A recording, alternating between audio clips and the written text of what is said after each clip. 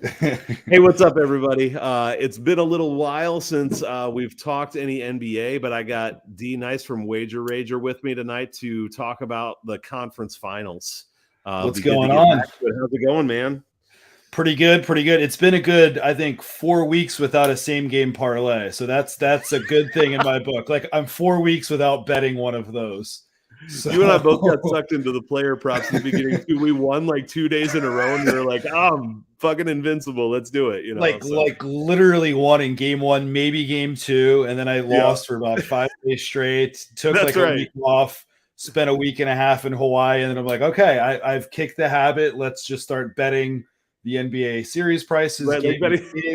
Still not having a lot of success. I lost on the under last night, but I did hit some game 7 unders. But let's talk through everything. I think we did a podcast a few weeks back before round 2. And here we are, conference. It's been a long time. So and I think we got a couple good series here. So let's jump in and let's talk Boston and Miami first, since we already got to see game 1 there. What were I don't know how much of you got to watch or anything, but what were your impressions coming out of game 1 in Miami? Watch almost the entire game except for a portion at the start of the third, and that was the portion that I took my dog outside, came in, and the Celtics were getting just boat race. It was like 22-2 run. Takeaways on that were my lean coming into the game was Miami because the Celtics had that game 7 short rest. The Heat do have home court. I do lean Celtics in the series, and I'm trying to figure out where I'm at now after last night. I leaned Miami game 1. Then Horford, shockingly being scratched, was like, okay, well, anybody who's got a Miami, what was it, a -2 ticket, you have a great ticket in your hand now. That went up to 4, I think. So I leaned the Heat in that case. I was shocked to see that third quarter run. The Celtics just had nothing. And Jimmy Butler continues to just impress. Like I didn't expect. Well, it's pretty easy to say, but like nobody expected this. He's got 5 40-point games now. Like, what the hell's going on? Right. Yeah. And I think that where I'm at now is I'm like, okay, that looked good. And the final score was what, 108-101. So it was Heat by 20 at 118-107. Okay. So now.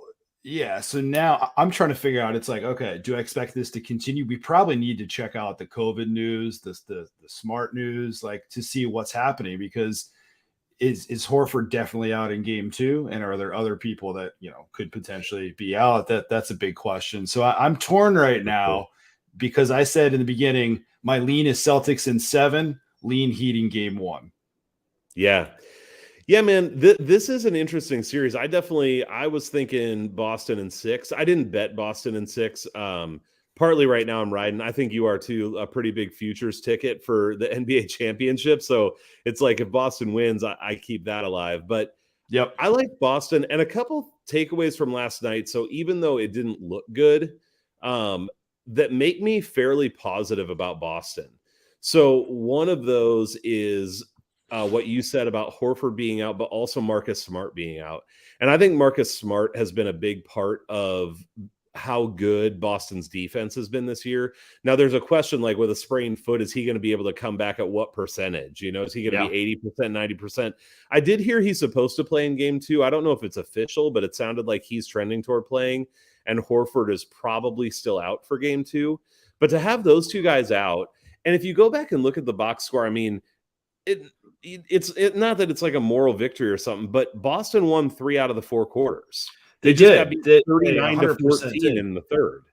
Just got boat race in that third quarter. Exactly. And so if you can stay competitive there, I agree. And how often do we expect? Like, how many times did Butler go to the line? Like, how many games can we expect that? Like, did he make it to the line 20 times? I think it was like 16, 18 times. I'm actually going to pull it up right now. To look it up because it was a lot. Like, how often is that going to happen? It was 12 of 19, 17 of 18 from the line for 41 points plus 25 on the floor. Like, I'm not going to say it's an anomaly because the Heat are a deep team, but at some point I want to see someone besides Jimmy Butler have, a really solid game. It's been a while since we've seen heroes come and gone. We got nothing from Oladipo last night. Now, granted, they didn't need to because they put up 118 points. It's just, it's a tough read for me. I think it's a long series, and this whole wrench of who's in, who's out is kind of tough too. Where's your lean tomorrow for game 2? And is the spread still at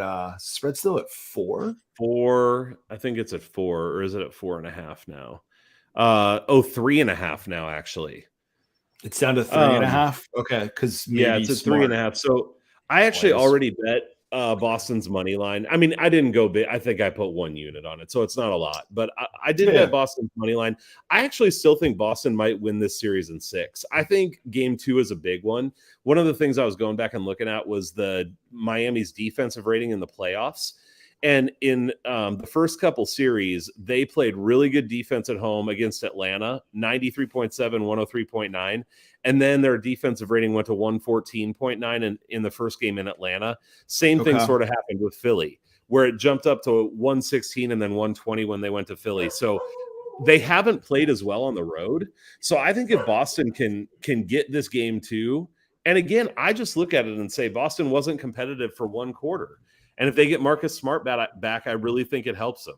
So, see, and the dog barking. What I hear on sounds like that my dog agrees with you too. Exactly. If the dog's barking, then it's correct. So that's where I'm leaning, man. I think game 2 is pivotal, just in the sense of I think Boston can win it in 6 if they get it. I agree. And I said in 7 at the top, I meant 6 because obviously in 7 would be at Heat. Here's the thing too. Miami hasn't lost at home yet. We're waiting to see when that's going to happen. The Celtics, I mean, for all intents and purposes, Tatum had a good game last night.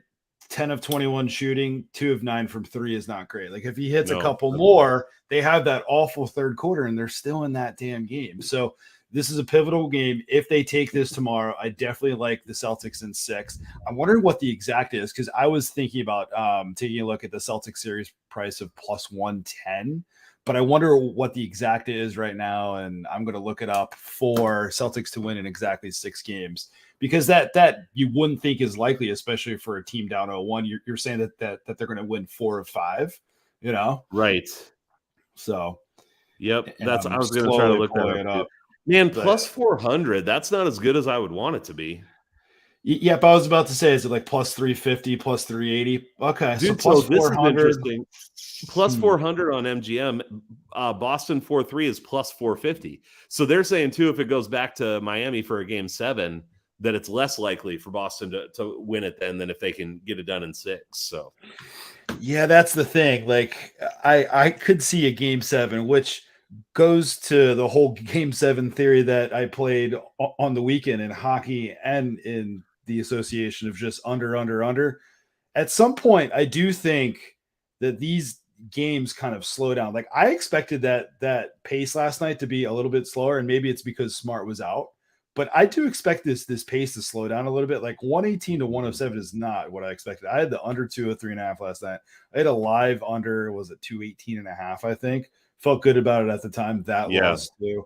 But like, do you see this, kind of slowing down a little bit, which I think you had referenced some Heat numbers that perhaps they'll slow down a little bit, but I expected more of a grind in the 90s, to be honest with you. Yeah, I kind of expected that too. I was surprised to see Miami go off for that much, but again, not having Smart especially and Horford's son makes a difference. But I think what you're saying about the total, so these are both good defensive teams. Like I would say that's as much or more of a strength than offense, though they're both good offensive teams. But like if you look back at Boston's playoff run, they've gone, under, say, 215 at least, which I think, because I took it live at 213.5, 214.5. Yeah. 75% of the time they're under that. Oh yeah. Yeah. And so especially against a team like Miami, I would definitely not be shocked to see more under. Like if you bet every game in this series under, I wouldn't be surprised to think that you'd come out positive with that. I would think so also. I mean, you're not going to get 41 from Butler every night. And you could say, sure, you're probably going to get more from like a Robinson. I mean, we haven't talked about him, but Vincent had a good game too. He did. 5 of 10. So he's maybe a guy that we can take a look at the markets in this series. I mean, if he has some open looks, he was 5 for 10 from the field 3 of 7 from 3. So that could be a guy to take a look at in the player prop market. Yeah, for sure. We'll have to see what the playing time continues to look like, but I also think Max Strus potentially too, just because if he can get his time on the floor, he's not like the primary option. And so I think, how many minutes did he have last night? He actually had 30 minutes, but I was about to say he looked like a disaster at the start of the game. Like he had 2 fouls, he had an ugly turnover too. And I remember texting a friend of mine. I was like, Strus is a mess right now. like Strus is a disaster. So he didn't launch as many shots as you would think. I'm curious what his over-under point total was last night. I'll actually look it up for tomorrow. But he'll get some looks, and perhaps, I mean, he didn't have as much because when Jimmy Butler's getting to the line like he is, just let Jimmy do his thing, especially as they were playing with a lead from basically the mid-third quarter onward. So I mean, I know like Tyler Hero got more points than Strus did, and I hear you on him having a bad game, which I think Strus does tend to be up and down a little bit, but I think over the long haul, Strus has been better defensively than Hero, like across the board. Sure. And so I do just wonder if I think it's something to watch, I guess I would say, because Strus does have these games where he pops off. Like I'll hear people talk about waiting for the Tyler Hero game where he goes off for 30 or 35 points. And I'm not saying Strus will do the same, but I wouldn't be shocked to see Strus have a game where he hits 5 or 6 threes and scores 20 points at least. At some point in the series, he keeps getting the minutes. So he got 30 minutes last night. Strus tomorrow night, just pulled it up, over under 12.5 points, 12.5. That's actually plus 105 to the over. Tyler Hero's at 15.5 points, juiced at minus 120 to the over. But I kind of like the Vincent angle. I mean, shooting some threes. He launched 7 3-pointers last night. Yeah, he did. 10 shots, 7 3-pointers. Yeah. 7. So. Yeah, he's been playing great. Nothing bad to say about Gabe Vincent. I do think game 2 is a game to watch a little bit too, because I'm interested to see how the Celtics adjust. And again, I know I'm harping on it, but I really do think having Marcus Smart changes even the way that they're able to switch on screens and stuff.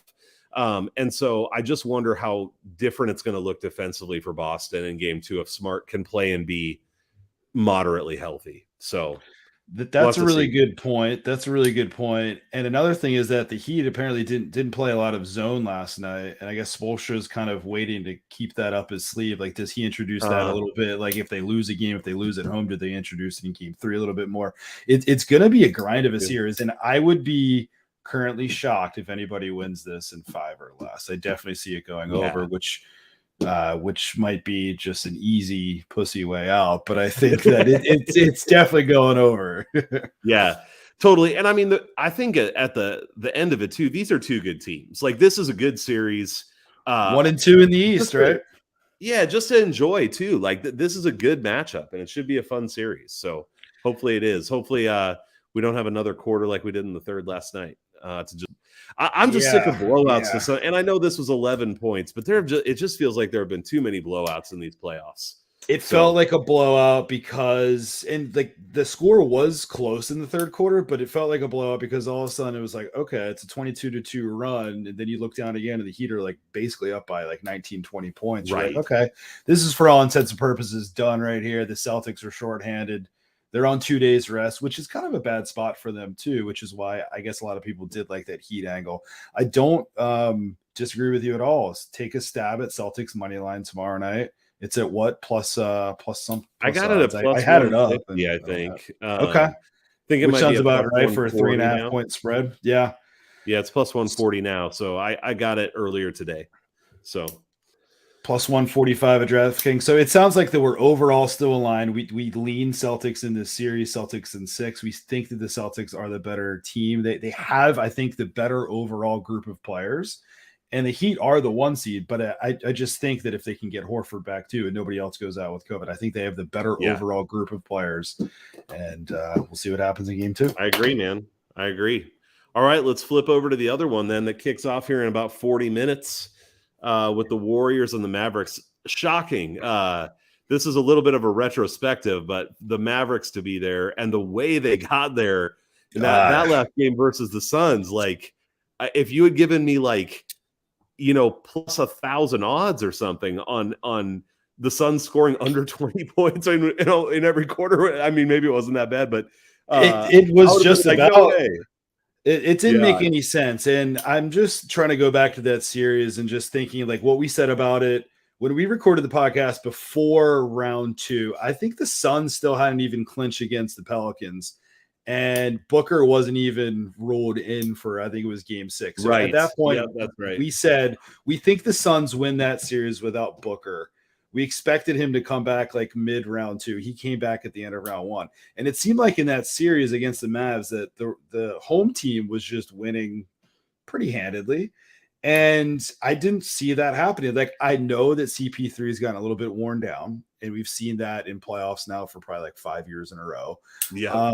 And Booker kind of disappointed. I didn't see that. Didn't see Luka outscoring the entire Suns team for the first half. It didn't make sense. And I'm like trying to go back and say like what exactly happened, except that it's not that the Suns gave up. It's just that they took a shot in the mouth. CP3 looked just not aged, but just didn't have it, and nobody had it. And then all of a sudden, boom, you're down 40 at home in game 7. Yep. Because Luka's unstoppable. Crazy. Yeah, dude. So, I mean, there's a lot of directions we can go here, but one of the things I like to look at is just offensive and defensive ratings. I thought this was crazy. Like, just looking back at the series now. Yeah. The Mavericks defensive rating in the first game was 128.9. They only lost by 7. The second game, it was 136.5, which is just off the charts horrible. They did lose by 20 in that one, but then they dropped down to 103, 109, 93, 100. So it's almost like the first 2 games, their defense was terrible, and then they kind of dialed it in. Just started clamping down, and that actually plays to one of the bets that I have for tonight, which I think I only have one so far, is Luka over 1.5 steals. He started to kind of get his steal game on. He's just like he is, an offensive powerhouse, but at times he can kind of be a ball hawk. And looking at the games from last series, he started in those first 2 games that you had referenced where defensive rating was awful, 0 and 1 steal. From that point forward, in the next 5, it was 2, 3, 3, 4, 2. So you went over in the last 5 games. Let's see what happens tonight. Golden State can get a little bit, flimsy and turnover prone as they're just flipping the ball around. I mean, they've had a good 3-4 days rest now, but I do like that over 1.5 steals. But to your point, they found something defensively, and here's the question: how is that going to roll over into this series? Because this is a whole new breed, a whole new monster of a Warrior team. Yeah, it's going to be interesting, man. So I've said this when we've talked before, but just to reiterate, I loved the Warriors early on this season. Yeah, so did I. Same. And like I love their offense, but even more so, it was just like at home, especially their defense was ridiculous. Like defensive rating under 100 at home for the first month and a half of the season, maybe. And so that was part of what I loved about him. And then Draymond went down.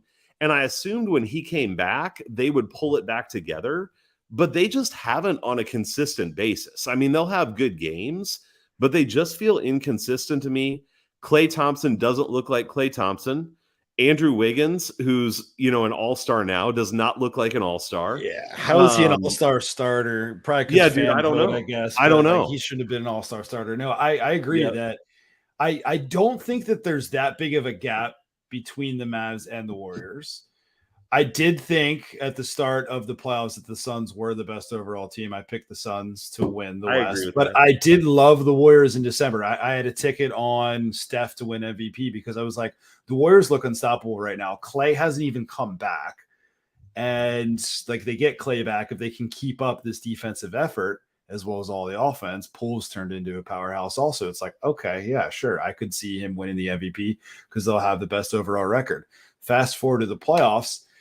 I'm not going to say that they've been in power save mode, but they haven't really been challenged. Like they've had really good nights. Like Steph has had nights where he's hit like 6 threes. Klay's had nights where he's awesome. But they've just, they didn't peak early because perhaps their peak is still here, but they've just coasted along. They've looked really good. And now I'm curious to see what's going to happen against the Mavs. I do think that Golden State's a better team. It's good that they have home court. I do lean Golden State in this series by 7, but I'm not taking the series price on them. Yeah, I'm I not can't. either. I can't. I'm not either, man. I know that you're supposed to have like a hard take on this stuff, but this is one of those that I can just feel going either way. Um, I do agree with you. The Warriors are the better team. I think like Dallas feels like they have momentum to me right now. I think Luka. So I haven't been a big Luka Doncic fan, and the biggest reason is that I think he's such a whiner.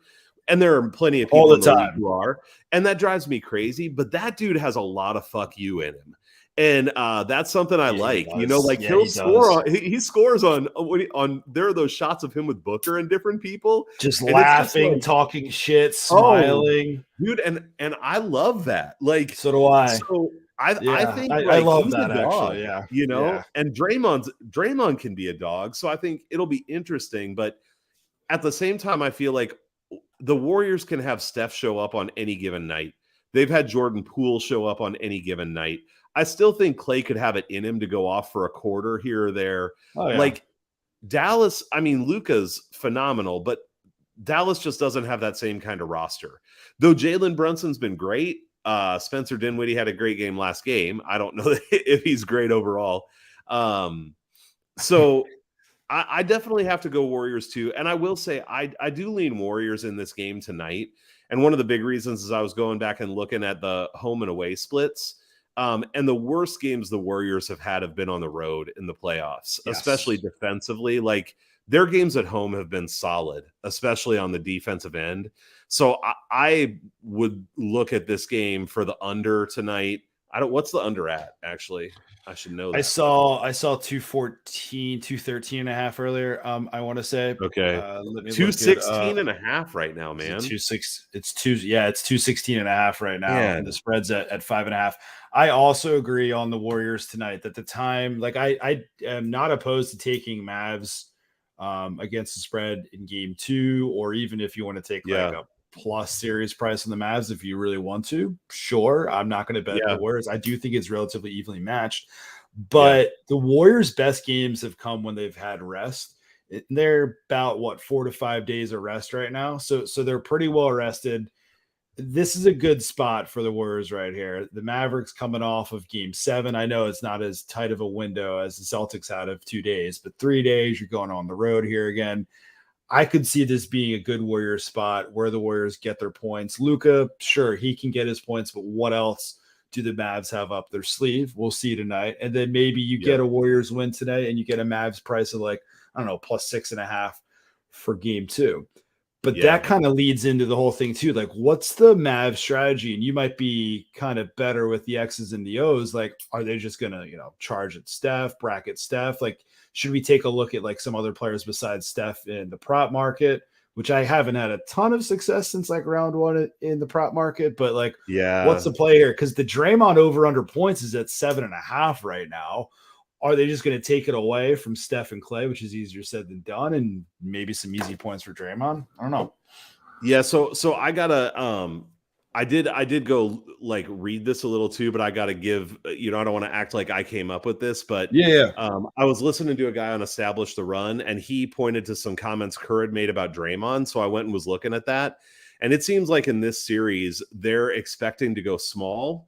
The Warriors with Draymond probably playing the 5 a lot, and that Kerr really sees Draymond. I think his comment was something like, when I see the ball in Draymond's hands, I see us winning, or something like that. Okay. And so I actually think on the player prop side, I am interested potentially in some of the Draymond props. I mean, I haven't bet any of them. I'm a little gun shy on the player props, but I mean, double. Me and you both, man. Yeah, right.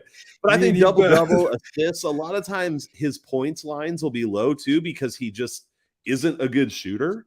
But if he's got the ball and he's driving to the basket, maybe he gets fouled some and stuff. Yeah. So if that line's low enough, I could see that. So he's actually one I feel like I would look toward if I was going to do something with player props. Tell you what, since I only have one bet so far, I've got Luka over 1.5 steals, and that's a play that I'm just going to play until it loses, and who knows, it could be tonight. But play that. To your point, just for the hell of it, I'm going to do Draymond over 7.5 points. I like the double call also. I'm going to look in the live market as well. Like I think that we've had quite a bit of success in the live betting markets. Last night didn't go our way, but say that we have a situation where the Mavs come out, look pretty good early. They have like, a 32-30 lead or even more. I'm going to be looking at the Warriors in the live market if I can get like any kind of value at all. Now, granted, it could take a while for the live markets to adjust. But if I can get something at like the Warriors at like 2.5 or something like that, I'm probably going to fire on that, especially if you're taking a look early. If the Warriors have a bunch of turnovers, you're like, that's not going to continue. Or if Luka has like a hot early second quarter or something like that, I could see me firing in the prop market, but or in the live market. In the live market. Yeah, I like that too. I do. I mean, man, I've been wrong plenty, so I might be really wrong about this. I could see this staying well under. But I agree with you on the spread that I think waiting for live makes a lot of sense to me. Because these are really tight lines. I mean, these are two of the best teams. Like there's only one game per night right now, so they're really tight lines, and so it's just fun to talk it through because it's not like we have the Pistons and the Thunder playing. It's actually two awesome teams playing each other. Right, it is fun to talk it through to say, okay, these props might have a little bit of value because if you're just taking a look at the spreads and the over-unders pre-flop, probably not getting a ton of value. Right.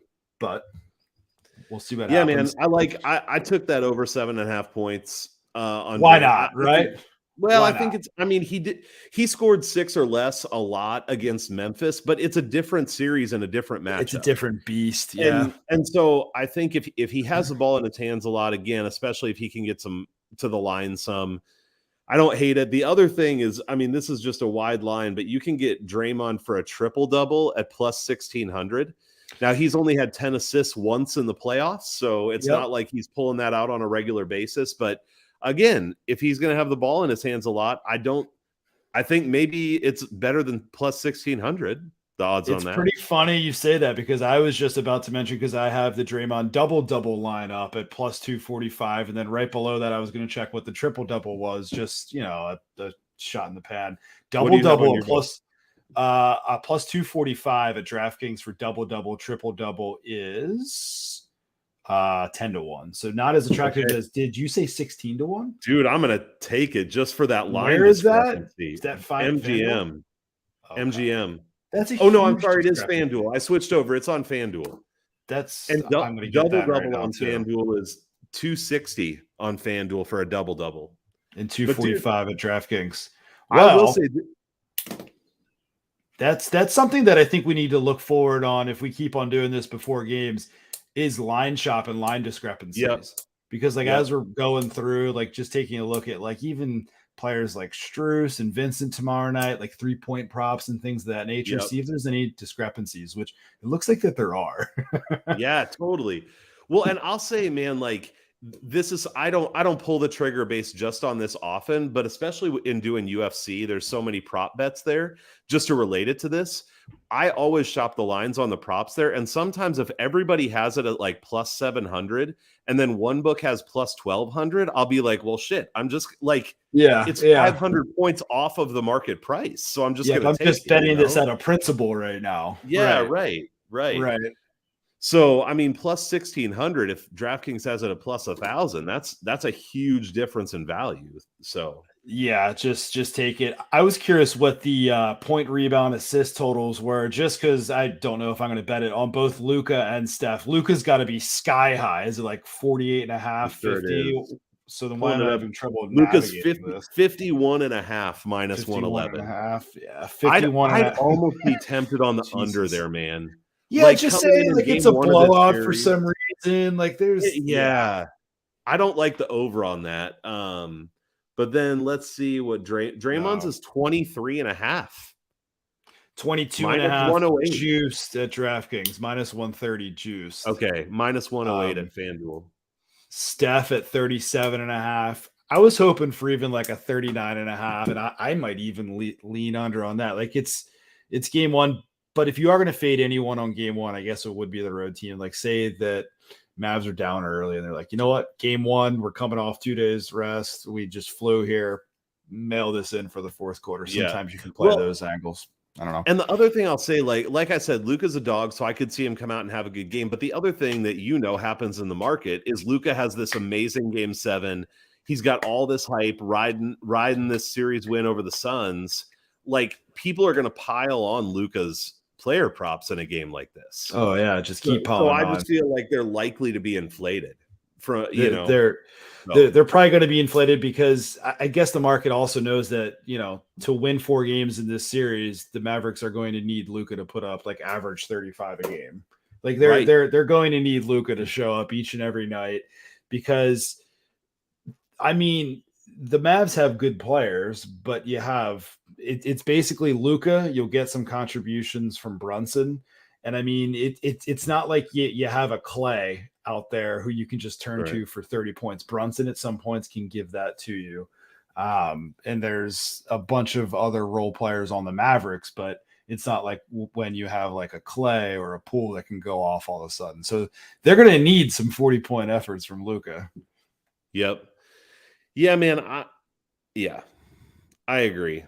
I just think the Mavs have a bunch of guys, not a bunch, Brunson, Bullock, even Finney-Smith. They have had some success with Finney-Smith. Yeah. Sure. Like, these guys could go off, but they're just less likely to, I mean, they have lower ceilings. You can count on it.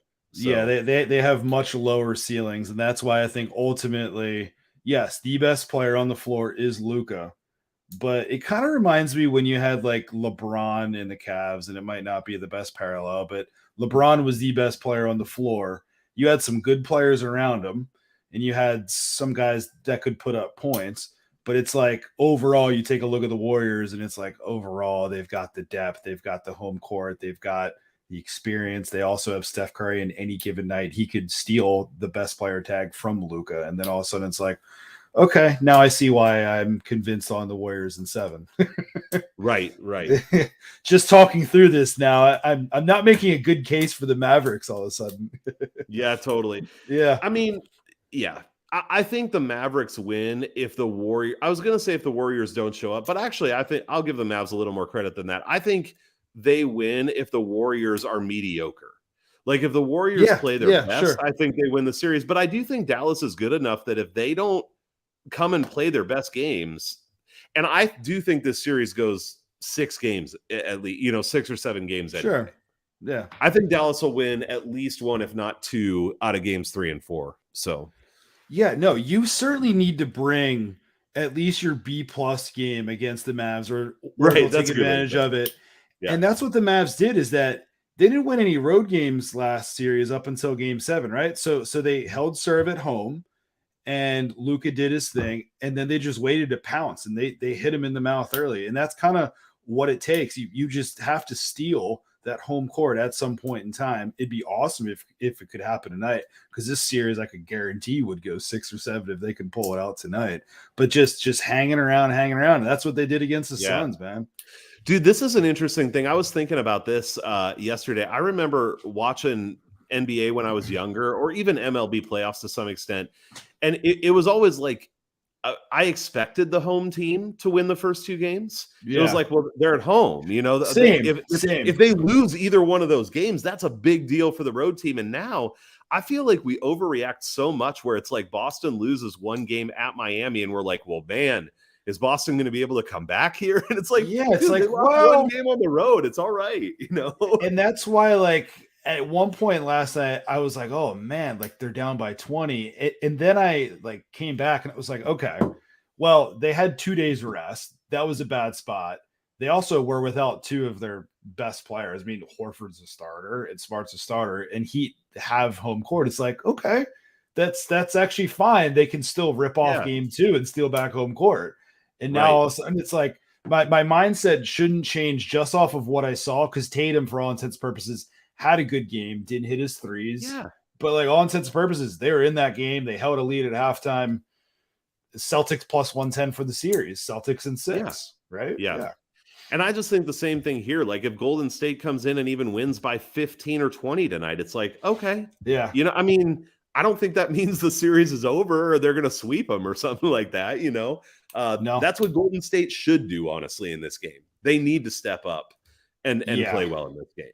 So yeah, they probably need to come out, just have a convincing 12-point win. Let's take a look at the live markets. Let's take a look at how the stats play out, and then we'll shop it around for game 2 and see if there's any value that we can find. And I think that these are fun, and we can pick apart all of the angles and talk pregame and that good stuff.